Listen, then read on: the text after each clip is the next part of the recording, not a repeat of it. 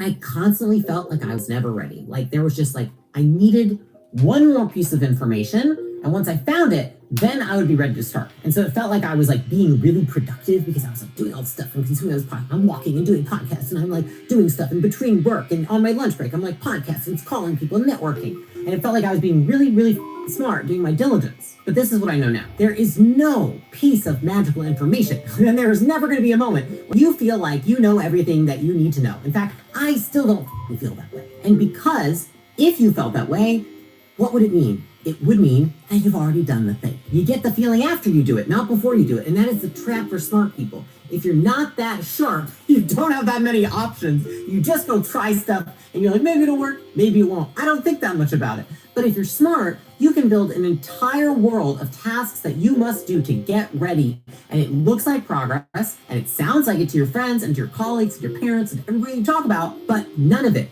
ever helps you put something out there and find out if it's good enough. And for that reason, the smarter you are, the better you get at hiding. So what's the alternative then? To stop thinking and become like everyone else or get dumb? No, I'm not saying that at all, okay? I'm not saying don't think. I'm saying pay attention to what your thinking is actually for. Is it moving you closer to your goals, closer to the reality of launching a business, closer to starting a business? Or is it just another fancy reason to go follow another rabbit hole and tell yourself that you're not ready? If I were starting today, I would be insanely suspicious of where every minute of my time went to planning. Okay, every time I caught myself planning, getting ready, building a plan, I would ask myself, is this bringing me closer to a customer saying yes to buying my stuff? Is this moving the ball forward? What action would teach me more and get me ready faster than this planning session? Most actions will. This brings me to number 2, understanding that the information that you need to grow your business doesn't actually exist yet. If you keep preparing before taking action, that is what creates failure. Let me explain this. When Alex and I started Gym Launch, there was no master plan. Like everyone always asks, like, you must have structured this and that, and your funnel was built like this because that. No, we had no clue what we were doing. We weren't doing fancy research with consulting companies or running competitive analysis. I didn't even have a deck that said what our strategy for our company was. It was me and Alex getting on the phone calling people. We thought, hey, you know, we've been gym owners. What would have helped us? Maybe we should sell that to them. And then we called those gym owners and asked if they wanted it.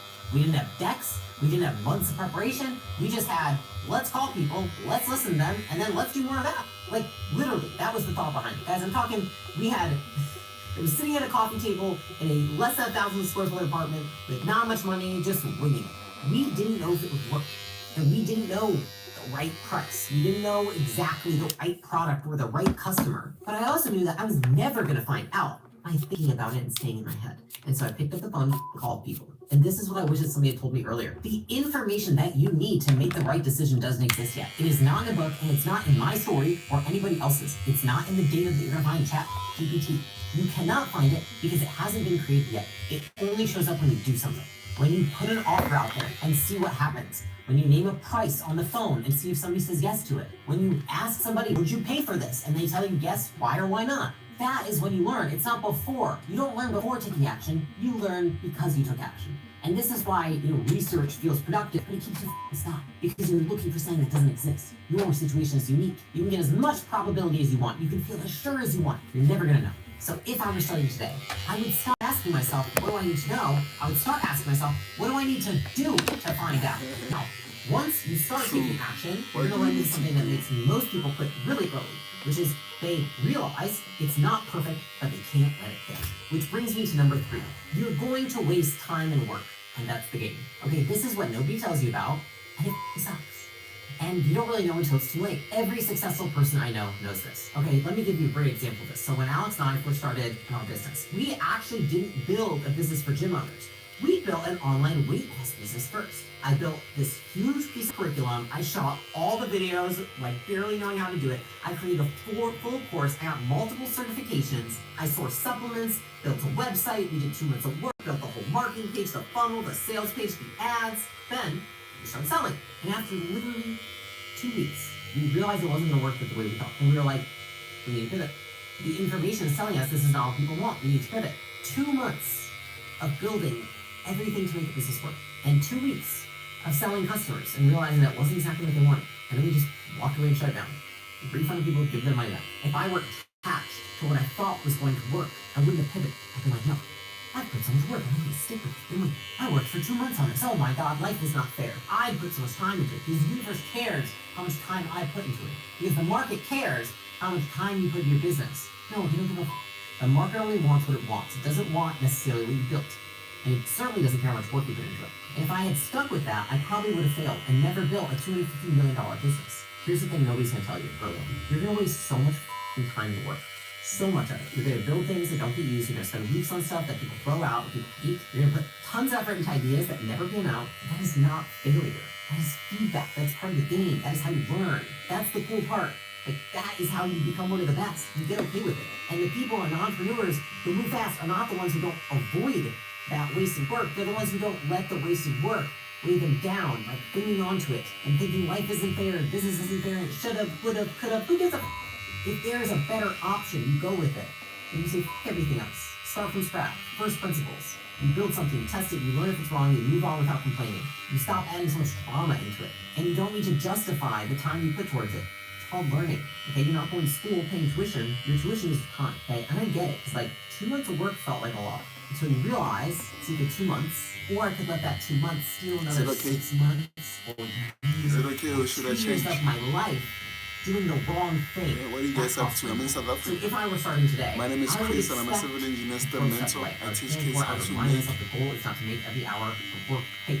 Create websites. Is to work as fast as possible, learn as fast as possible. Learn sometimes that means you gotta be willing to walk away from that you built. So I'm busy shaving my beard. Hi, how are you, mentors? 2023. How are you?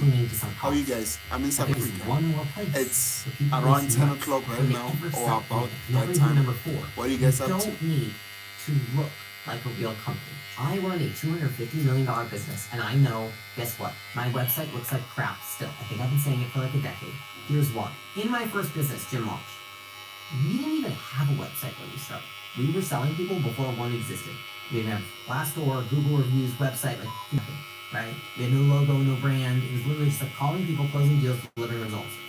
That's it. And I would say even to this day, it's not something I prioritize, which I probably will be soon. But I haven't prioritized. Why? Because it's not what I need to make my business work. I even think about it like this. When we bought our first building, it had gross, old-ass orange carpet everywhere. Like so ugly, so old. And I remember saying, we start here. We're not going to wait until it looks right. At first, I don't want to bring customers in. I want to bring partners in. I didn't want to bring my employees in. It's like this carpet's so disgusting. And then I said, Layla, you got to listen to your own, like, eat your own dog food. Like, you got to start before it looks right. And this is what happens to a lot of new founders. They want to look established, but you're not established. And so they spend, like, weeks and weeks and months on websites. You know how to design there's logos and accessories, brand colors and color palettes. They want everything to look, like, so beautiful and polished before they even sold anything. You don't even know if it works. And it's all just like another way to hide and not do the hard shit of selling to customers. And I get it because it feels like work. It feels like I'm making progress. Look, we got the website. Like, dude, you can't fool me. It is not progress. It's avoiding the thing that actually matters. Find out if people want what you're selling. The reason I'm so mad about this, like I've seen so many founders with these like beautiful brands and they have no money. And I've seen so many founders with ugly websites and you wouldn't even know they exist and making millions. The correlation is not what you think. You cannot be afraid of looking like you just started because you are just starting. You did just start, and that's okay. If it's your own it, move on. Even if you have a big brand, or even a big personal brand, now you're starting a business. Be honest, own it, move it on. Don't waste your time on this stuff. So if I were starting today, I would skip everything that's about trying to look big and trying to look legit, and I would be honest. And I would say, you know what, I'm going to prioritize having paying customers and a product that makes sense before I fancy up and pay 20 grand for a logo. I would say I don't need the fanciest office until I have a fancy team. And people that pay for my fancy I would let the results do the talking, rather than the opposite. So now, you're not obsessing over looking professional. There's one belief that will sabotage if you do not deal with it ahead of time. Number 5, the market doesn't care how hard you work. This is what actually defines success. Let me tell you this. I spent 18 months building what was going to be a done-for-you meal system to launch with my company, Prestige Lounge. Meaning we had supplements, and we thought, a lot of people when they're trying to lose weight and stuff are taking supplements. They also are telling us like, well, the food's the problem. Like, I really need to understand how to eat the food. And so we're like, man, if we want to make it like a no-brainer for people, we should launch meals where we basically ship nationwide meals to everybody. So I spent 18 months sourcing, developing, testing, learning everything about shipping meals across the country. It was a ton of work. And I was like, dude, I am ready to launch this thing for this to be a mega business. And it completely flopped. It's not like it made no money, but it by far did not justify the amount of operational complexity of shipping meals across the country. And I remember feeling like, this is so stupid. Like, I spent 18 months of my life building this business that, like, as I talk about it, you're probably like, I haven't even heard you tell the story before. Yeah, I blacked it out because it sucks. Because I'd like to forget about it because it was 18 months of my life. But what I remember thinking at the time is that it wasn't fair and that the market owed me something for all that work and effort. Like, I did the work. Shouldn't I get rewarded for it? And I remember I had this mentor at the time, and I was venting to her about it, and I remember she just I just never forget this moment, she just laughed, and she goes, oh, Layla, business isn't fair. Did you think it was? And I remember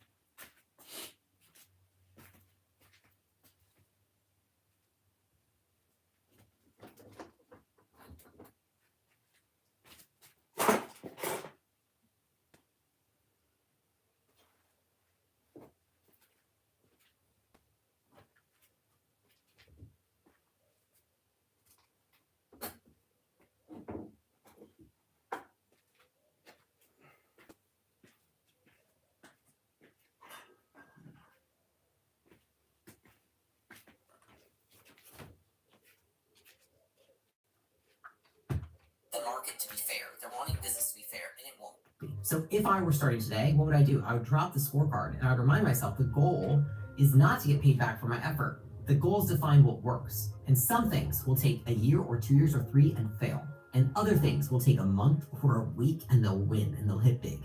And you just have to keep. All right, so if you would like to make more money and become financially free, then there are 4 key beliefs that school and society have taught you that are really, really holding you back. And for each of these faulty beliefs, Good, how about you? I'm good, man. Ritos, how are you? It's not me sure. You missed the spot. Okay. Acts 7, Acts 17 verse 80.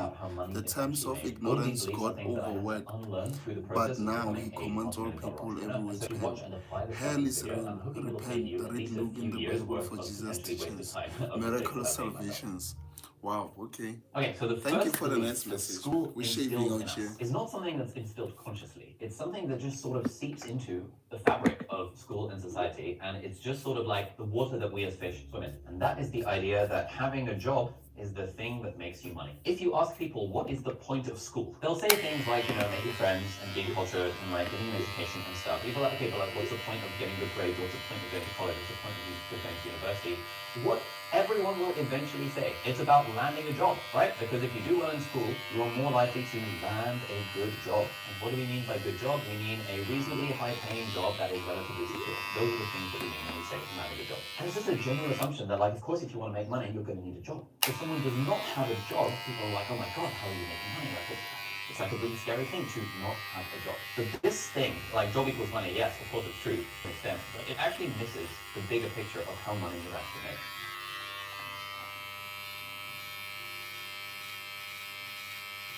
This is the equation of how money is actually made. Money equals value created in something like dollars, so like the currency amount, multiplied by value captured as a percentage. Now, one way of executing on this equation is through having a job, but it's not the only way to execute on this equation. And thinking of how much money you make as this equation will, I promise, improve your life and make you way more money than thinking of it as having a higher well-paying job equals me making money. So, what does this equation mean? All money is simply an exchange of value. In order to make money, you have to create value. What does value mean? Well, generally, when you are solving someone's problem, or alleviating their pain, or giving them what they want, that is considered value, or value those things. And it's considered value because they're willing to pay for the thing. So for example, if I was working in sales and marketing and I was able to bring in $200,000 worth of money just into my company, right? I've created $200,000 worth of value in that context. That one's a very easy example. Okay, like when you start getting away from like literally making money, it's harder to quantify the value, but you can in fact quantify the value for everything. This is a bit of a tangent, but even like saving life, like, I used to be a doctor in case you didn't know, and you would think that like, what's the value of the human life? Of course it's priceless, but it's actually not, because every single healthcare system in the world, at least the sensible ones, actually does have a dollar amount that they are willing to pay for someone's life. In the UK's National Health Service, for example, last time I checked, it was about £50,000, so about $65,000 per QALY. QALY means quality adjusted life year. So the NHS, the UK's state healthcare system, is willing to pay about $65,000 to extend someone's life by 1 year. And so if medication is cheaper than that, they would generally pay for it on the state system, so you wouldn't have to pay for it yourself. And now, like, I don't know, this like super expensive cancer treatment costs $500,000 to extend someone's life by a year. The state healthcare system would be like, kind of too expensive.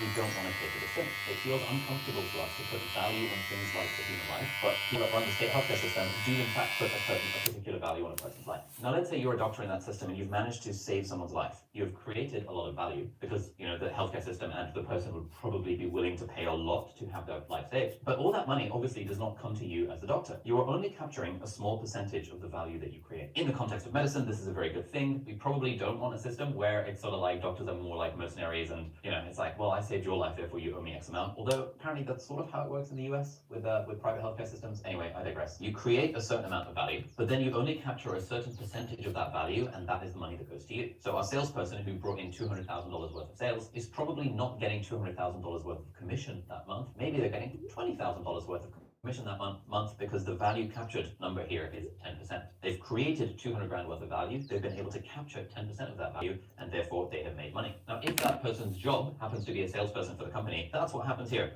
As a result of their job, they are creating value. As a result of the relationship with their employer, they are capturing some percentage of that value, and therefore they make money. But if that salesperson was working for their own business rather than someone else's business, which is what having a job is called, they still might be creating $200,000 worth of value, but they're now able to probably capture a higher percentage of that value. Or at least the percentage of value that they capture for themselves or their business is more under their control. Of course, if you run a business, you're going to have expenses, you're going to have staff, you're going to have overhead, you're going to have all these costs, you're going to have to pay taxes. But in general, if you have your own business, you are able to capture a higher percentage of the value that you create compared to I put this other oil here. Not to say working for other people is bad, but it's worth understanding the trade-offs. It's worth understanding that the only way to make money is not in fact through having a job. If you are willing to take on more of the work, in particular the work of like getting customers and the work of like running a business, which in my opinion are quite fun skills to learn and generally more enjoyable than most jobs. If you're willing to take on that work, you're able to capture a higher percentage of the value that you create, and therefore you're able to make more money. So my recommendation is that if you are interested in making money, stop thinking of money as being this thing that happens as a result of a job. Instead, think of money as a thing that happens when you create value, you capture some percentage of that value, and then yes, maybe the thing job, i.e. a single contracted relationship with a single employer, might be your vehicle for getting and capturing value, but it doesn't have to be. There are other ways of creating and capturing value. For example, you could be a freelancer working with multiple clients, you could have your own business, working with multiple clients, maybe having a small team. You could build a lifestyle business, which is a business that's designed to facilitate your life. I run an online business school where we teach people how to build businesses. There's lots of ways. You could build software that you sell to people in your spare time that creates value, you capture some percentage of it. You could write a book that you write in your spare time that creates value, you capture some percentage of it. There are all sorts of ways to make money that are not just having a job. And this is the key thing that I wish schools would do a better job of teaching people.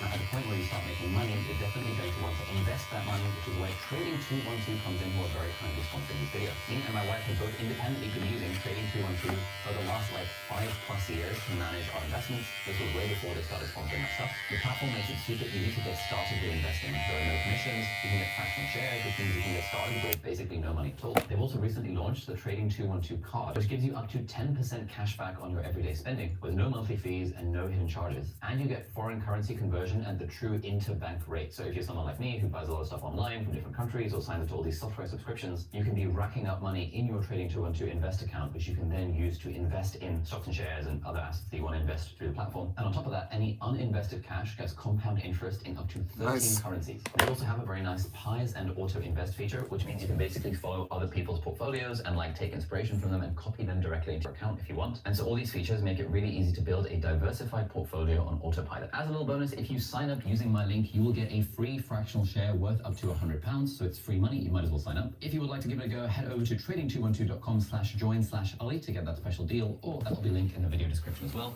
So thank you so much, Trading212, for sponsoring this video, and let's get back to it. All right, big belief number 2 that school and broadly society instills in us when we are very young is this idea: sales are sleazy. When you think of the word sales, what is the image that comes to mind? It's probably not something positive. It's probably the image of something like a used car salesman. But let me ask you, have you actually been screwed over by a used car salesman? Most people have not themselves been screwed over by a used car salesman. Most people have just sort of heard that used car salesmen tend to screw people over. When you see films like, I don't know, The Wolf of Wall Street and stuff, and you see this stuff like, sell me this pen. It frames sales as this sleazy adversarial thing where you're trying to hammer and bludgeon someone into giving you money for a thing that they don't really need.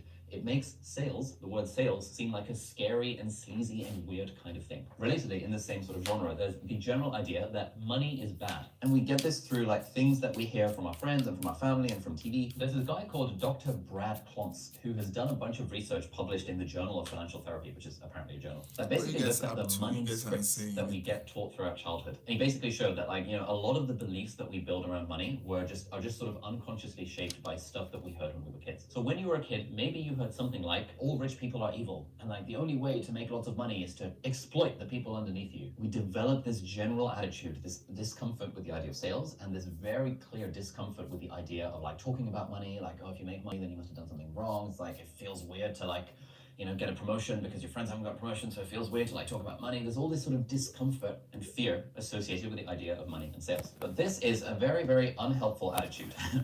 As it relates to trying to make money. And I see this a lot with students in my Lifestyle Business Academy. They're starting businesses for the first time and they're having to sell their product or their service or their coaching or whatever. And they get really, really, really scared about this because they have never actually tried to sell something before. They all earn a decent living, they've got successful jobs, and so the only sales they've ever had to do is negotiate a raise, which happens once in a blue moon. And so then the thought of getting on Zoom calls and building sales pages and talking to people in the DMs and trying to sell something just fills them with this sort of dread of oh my god, I can't possibly do this. This is terrible. I'm a terrible person trying to sell my thing. But what we try and do, and this is kind of a reframe, which is much more helpful, is this idea that sales equals service.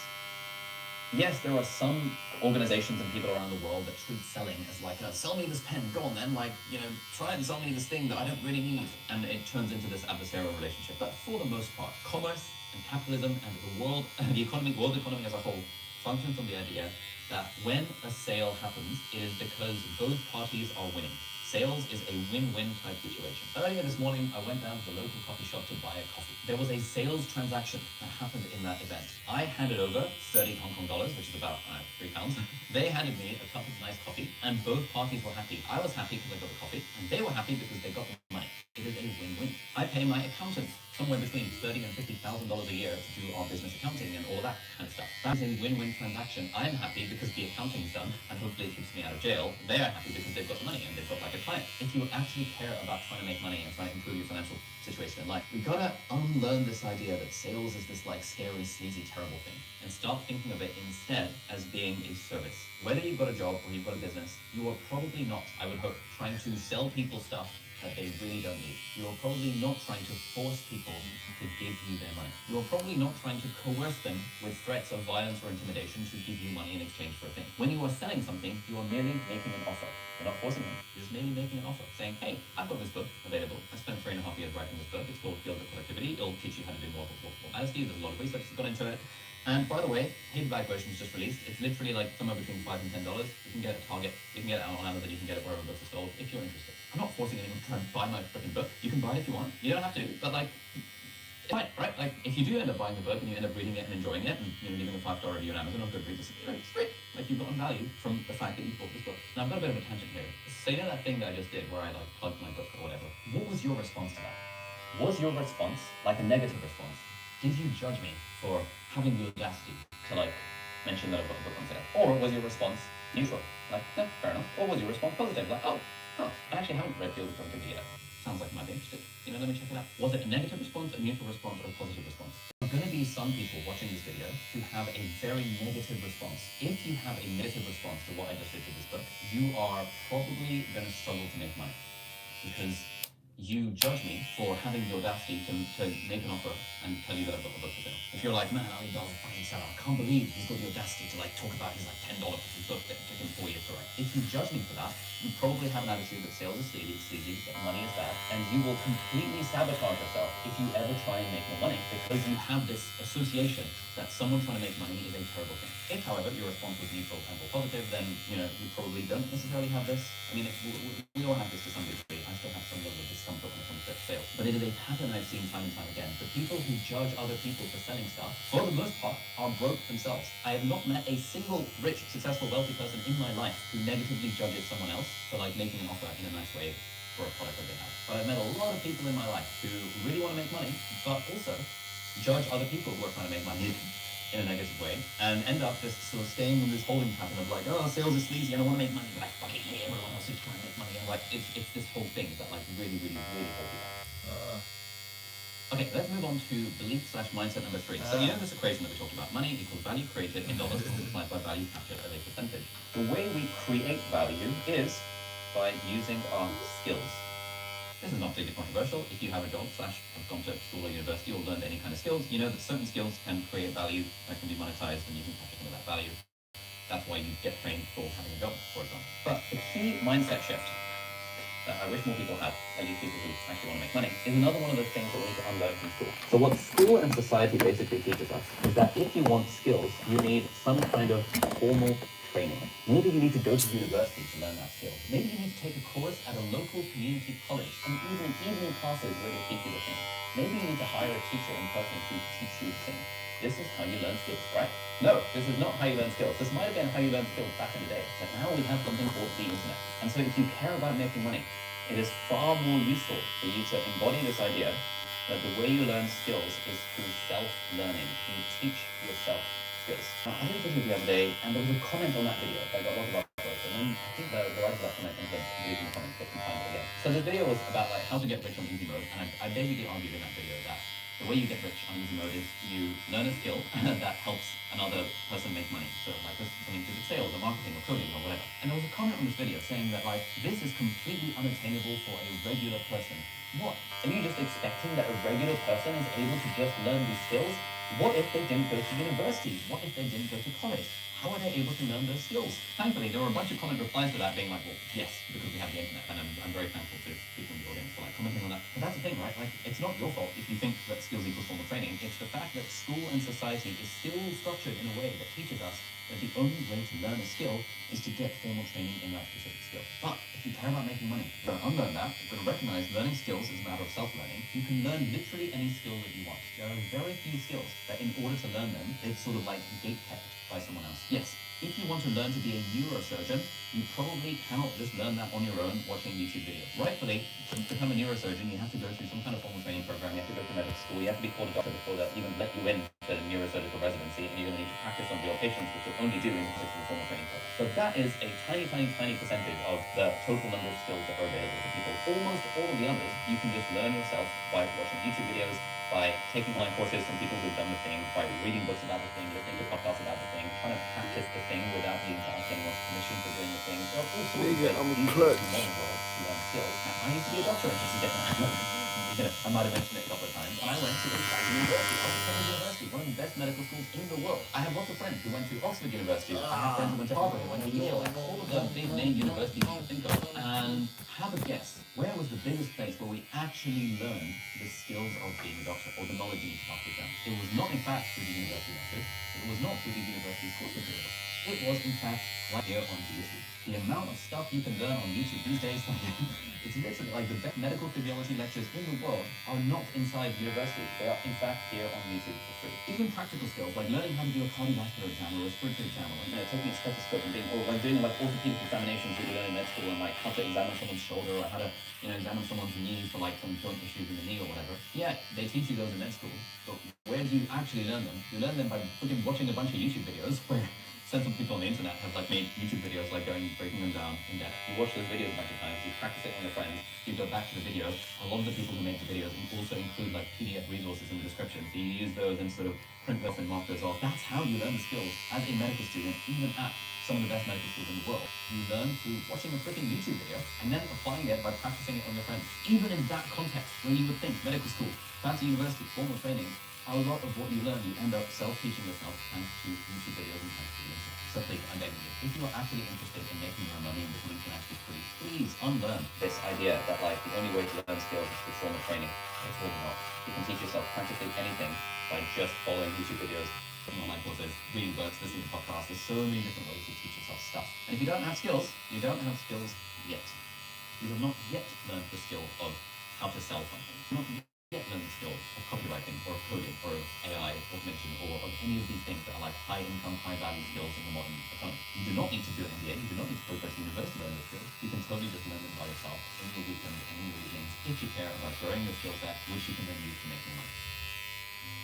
And finally, key mindset number 4 that school instills in us is the idea that business and investing are very risky things. On the business front, school and society teaches us that, man, if you start a business, you're going to have to get all this investment, you're going to have to put all of your own like savings into it, and what if things don't work out? You're going to end up broken living alone. And then when it comes to investing, we all have a friend, we all have an uncle, and Uncle Bob and Uncle Tom Copley, whatever, who made this big investment back in the 1970s and like lost all his money because he bet it big on like this thing. And so we often associate the idea of starting a business or the idea of investing our money with the idea that we could potentially lose everything. Now this strikes fear into our hearts, right? Because obviously money equals security. And the thought that we might be losing our security or gambling our security away for the sake of starting a business or trying to invest just fills us with dread and stops us from taking action on starting a business or investing. But the truth is a lot more nuanced than that. Yes, sometimes starting a business can be risky. Yes, sometimes investing your money can be risky. But the devil's in the details. When it comes to investing, if your version of investing is like trying to randomly pick one stock that your mate recommended and put all of your money into that, that is obviously a dumb, stupid thing to do. But if your version of investing is what almost every sensible person says, which is invest in an index fund, i.e. you're spreading your money across like the top 500 companies in the US, or the top 5,000 companies in the world. That is not risky at all. It's risky in the sense that if, for example, 2008 happens and then the market goes down by like 40%, and then it after 2 years it recovers again, or if like COVID happens or like tariffs happen, and then in the short term the market in general sort of takes a bit of a downturn because people are scared, but then it recovers over time. If you do that and you are dumb and like any time the market goes down, you're like constantly keeping an eye on your portfolio and you're taking money out because you're worried about losing all your money, then you're dumb. And in that context, yes, you do lose money through investing. But if you take money, you pocket it something like an index fund and you just let it be. Historically, if you look at that over the past like 100 years, that has generally been a fairly safe way to grow your wealth. Similarly, starting a business. Yes, if you were to take your 50 grand worth of savings and put it into this big moonshot thing where you're like, man, I really want there to be a market for recycled tote bags and I'm going to bet everything on this one business and I'm going to try and find a factory in China to manufacture my tote bags. I'm going to manufacture 10,000 tote bags. And then you realize no one wants to buy them, that would be a dumb way to go about building a business. It's not that building a business is risky, it's that building risky businesses is risky. If, however, you were to do sensible things when it comes to building a business, like, for example, making sure you validated the idea before you put any money into it, maybe starting with a service-based business where you don't need investment, you can just start off doing a service for someone who's willing to pay you for the service. In that kind of world, starting a business is not that risky. And in fact, I would argue, tentatively, if I may, that actually having a job is riskier than starting your own business. Because when you have a job, you are not fully in control of your own financial situation. Your manager, the CFO, the CEO of the company, like restructuring, mergers and acquisitions, all of this stuff is stuff that is fully outside of your control that could drastically change your financial situation for the worse pretty much overnight. Whereas if you have your own business and you have multiple clients that you're serving, yes, the economy could take a downturn, your business could, you could get fewer sales this quarter compared to last quarter. But in general, you have a lot more visibility and a lot more control over your financial situation when you are calling the shots rather than when you are working with someone else. And so you've got into this point of the video, if you haven't yet seen my video about how to get started with investing, which shocker is actually not that risky, then you should totally check out this video over here, which will give you a primer on how to get started with it, how you can use relatively safe investing to grow your wealth and make some passive income without taking all of that risk. So that'll be right over here. Thank you so much for watching, and I will see you in the next video. Bye-bye. My bed is gonna end up with all this hair, but it's my hair. I don't care. Yeah, this one I was supposed to leave it to cut it so that I can have a straight line like this, but I'm gonna leave it because I love it. You get me? So this side is fine, but like at the back I can see I need to work by just feeling what I need to do. Then yeah, that's about it. My battery's low, so like I'm gonna end the live. I'm sorry, man. I wanted to complete the whole thing with you guys. But like yeah, my battery's it's out.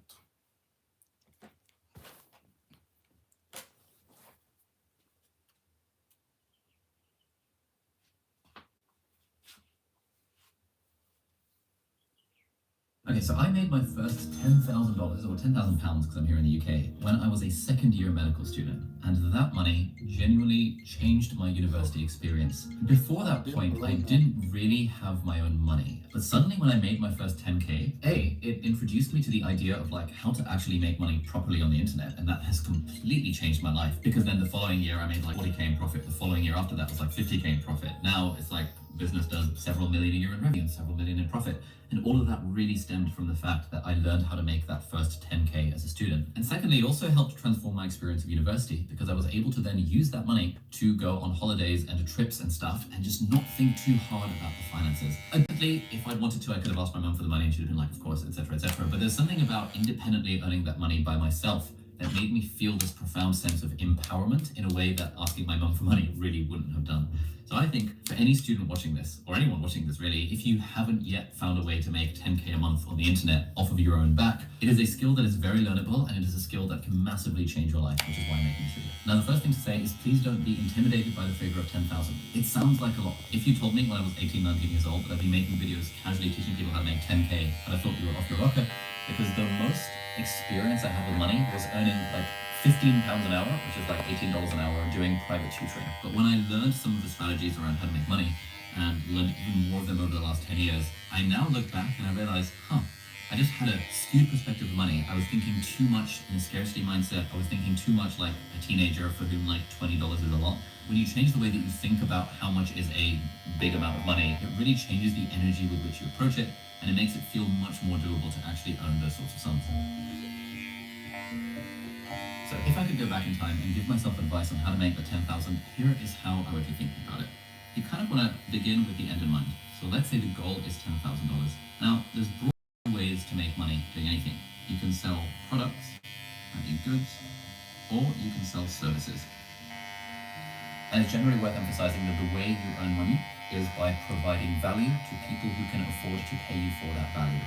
Money is simply an exchange of value. So you've got to figure out how do you add at least $10,000 worth of value to a person or a business or multiple people or multiple businesses. So that's thing number one that I would say. Thing number two I would say is that you can really just work back from the number. So there was actually one day, I think when I was like a third year medical student, where I actually made 10 grand in a single day.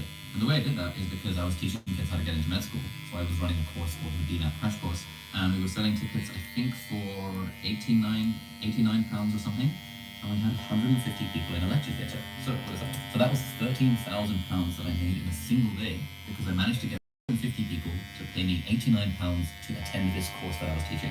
It cost me about £10 to sort of print the booklets, and so this ended up being, I don't know, about £1,000 in booklet costs, which took the profit down a bit. I think it cost about 2k to hire the venue, and so actually I ended up with about £10,000 worth of profit from a single day. This was because I realized I had value to add. I could charge a relatively small amount of money, £89 for that value, but I somehow got 150 people to attend the thing, and therefore was able to make 10,000 in a single day. So you can charge a small amount of money to a relatively large number of people in order to make this happen. The other way of going about this, which is in some ways easier, is that you can try and find 5 people to pay you £2 grand. This is actually way easier, and this is probably the advice that I'd give to myself if I were a student trying to make money, is that it's generally very hard to make money by selling to individuals, which is what I was doing here. I had a bunch of different advantages. I've been doing it for 3 years at that point. We had traffic to our website, we had good word of mouth, etc., etc. It's a lot easier to sell £2,000 or $2,000 packages to businesses and to do that 5 times. So one thing that you might like to think of as a student is, what is the sort of service you can offer to a business that would be worth more than £2,000 to that business? So now we're going to zoom into that. We want to get 5 clients. We just want to get 5 clients paying $2,000, and that is how we're going to make our first $1,000 as a student. So the next question is probably, how the hell do you do that? Now, there there are various high income skills that you can learn that will help you actually charge $2,000 to businesses, and just do that 5 times. I've already made a video, that'll be linked up there and down below. It's about things like copywriting, web design, graphic design, consulting for software. But if I were to go back in time and give myself advice, I'd be thinking, firstly, what are the things I'm already good at or already interested in? You ideally want to find that sort of Venn diagram of things that you're good at, things that you enjoy, and things that there is a market need for. In my case, when I was 18, I would have made this money by doing website design. Why? Because I'd been doing website design since the age of 13, and I knew how to code, and I knew how to develop stuff and design stuff, and that was the stuff that I would do in my spare time when I got home from school. That's kind of weird. Most people are not like that. If you have something like that, great, go with that specific thing. In my case, it would have been web design, or it would have been web development. But it's not that hard to find businesses who are willing to pay $2,000 for a website to be designed and developed. It's actually quite a small amount of money in the grand scheme of things. But let's use a different example. I didn't mention this example in my high income skills video, and so we're going to talk about social media management. If you're a student and watching this, you are probably quite good at using social media, and that you understand what Instagram is and TikTok is and how YouTube works, and possibly even how Twitter and maybe LinkedIn works. If you're a student watching this, you've grown up in the age of social media. Most business owners, most people who run businesses, did not grow up in the age of social media because they are old. And so being able to offer social media management as a service to local businesses or online businesses can be a highly valuable thing to do. A local coffee shop probably wouldn't pay $2K a month for it, but they might pay $1K a month, and then that might be a 12-month contract. And now you've just made 10 grand with a $1,000 a month contract for 12 months. Easy, right? Like it's not too hard to do that. Basically, any local business knows that they want to get more leads, and every local business knows that they should be on social media, but they probably don't know how. So local coffee shops, local restaurants, local accountant services, the local dentist office, the local private practice doctor office. You just look at any business that is within a 3-mile radius of your house or your university or your school, and you can go up to them and you can ask them questions, you can ask them what they're struggling with on a social media front, and you can say, hey, I do this sort of thing. I'd probably recommend starting off doing it for free for your first client and say, hey, I'm a student, I'm looking to get experience, I'd love to do this for free for you. When you do it for free, they'll give you a testimonial, you can turn them into a case study, and now for subsequent clients, you can say, hey, look, this is what I did for this coffee shop over here, and here's what they said, and here's how much value they got from it, and this is how many followers they gained on Instagram, and this is what they said it did for their business. Would you like the same sort of thing? And now it's relatively straightforward to finding just 5 clients paying $2,000, or just find 1 client who's willing to pay you $1,000 a month. And as a student, imagine getting $1,000 a month to manage a coffee shop or restaurant's Instagram account. That's life-changing money. That completely changes the game if you have an extra $1,000 a month kicking around. But the point to reiterate is that you really want to find this Venn diagram. What am I good at? What do I enjoy? And what is there a market need? If you feel like you're not good at anything, you're probably wrong. You probably are good at stuff, but you can just learn stuff. If you suck at literally everything, you can just learn. So find something that you think you might enjoy, that you think there's a market need for.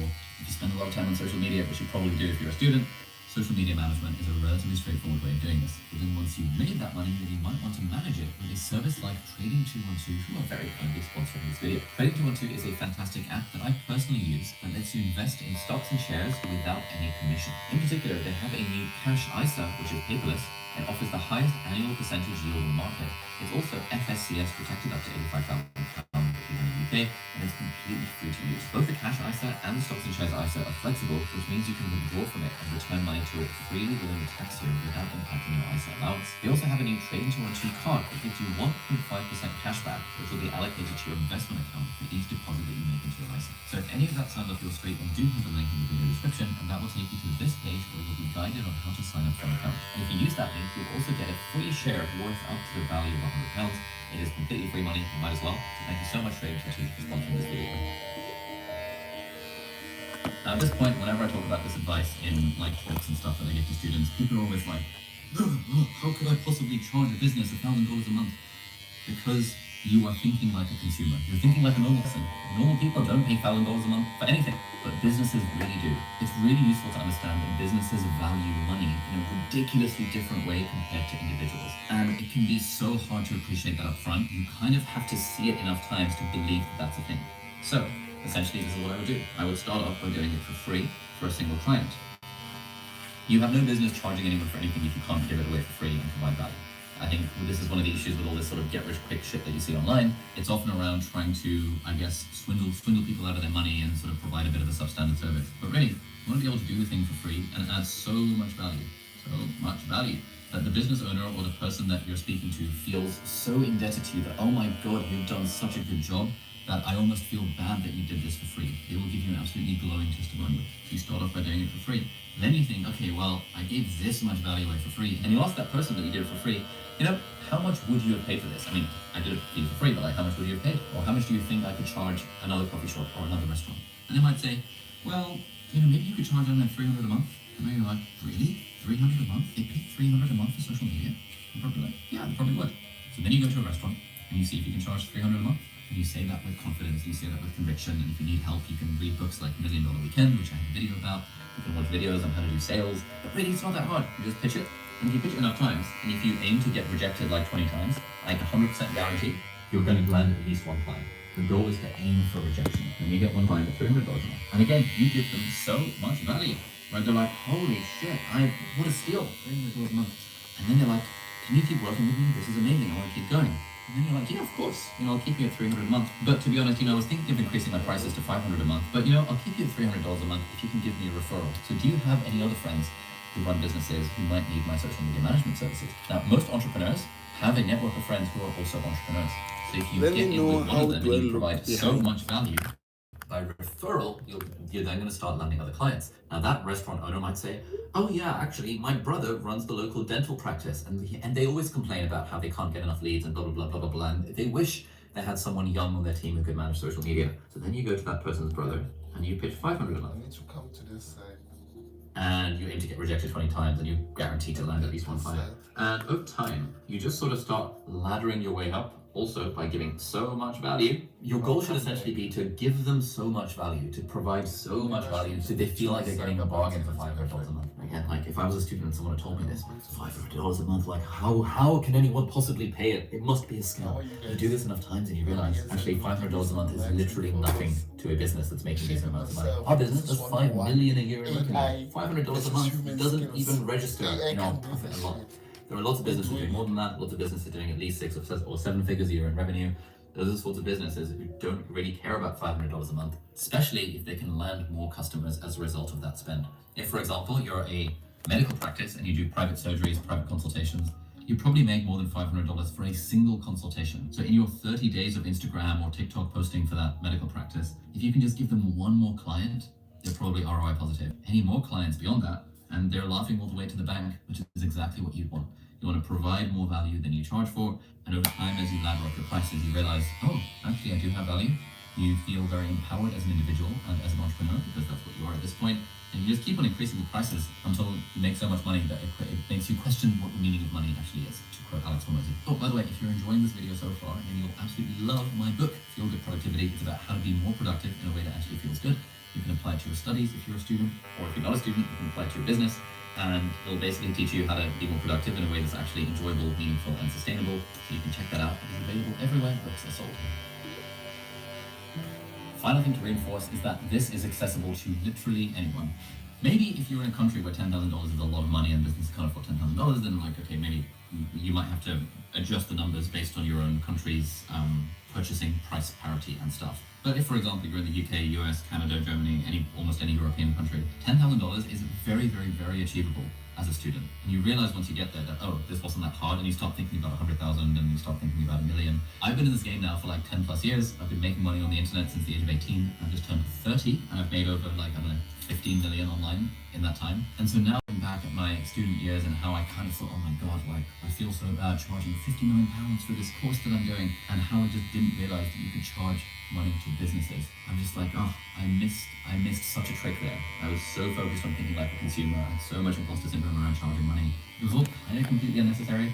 And now, 12 years since I started university, there is so much information online. There are so many books out there about how to make money. There are so many books about how to build businesses, how to learn these high income skills. There are so many YouTube videos from people like me and so many others about how to do this stuff. And it can be so easy to be like, oh, it's just a scam. But there are people who are teenagers who are making $10,000 a month doing social media management as a service, or doing web design or web development.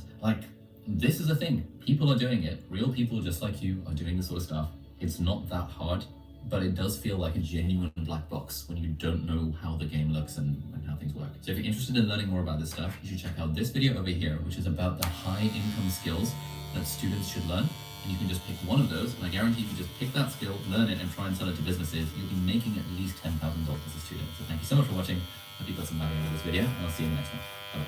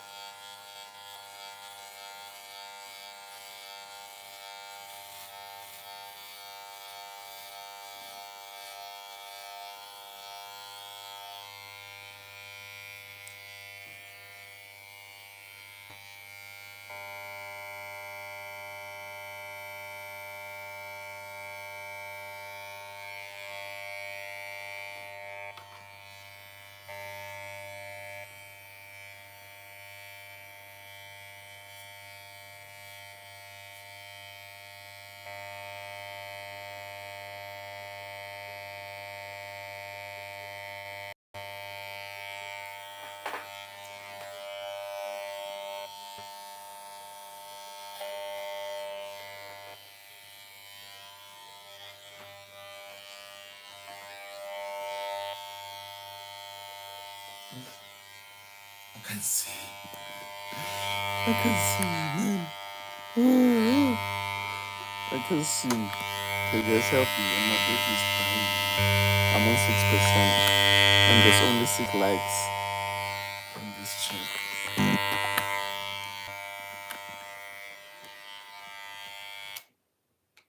I want to be able to see.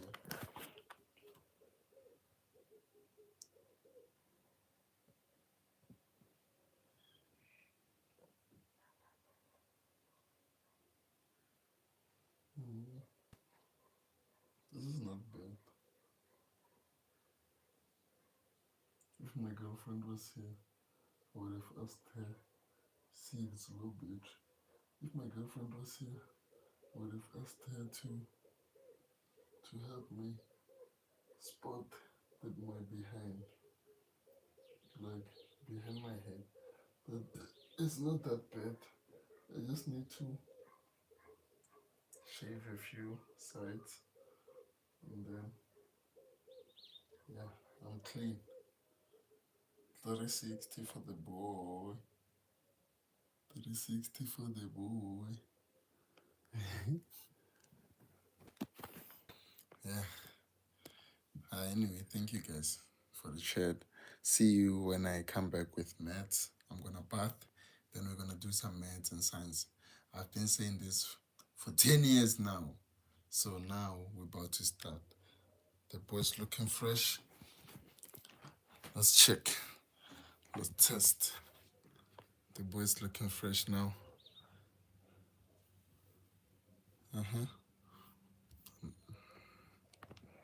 I'm looking a bit cleaner.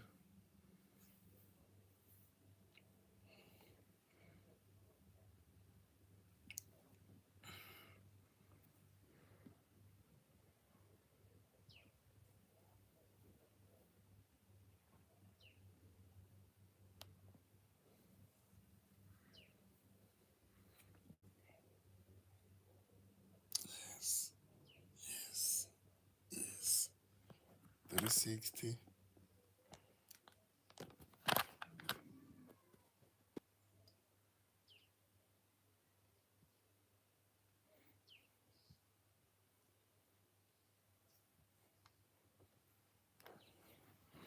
I did a 360 for you guys. I'll watch it for myself.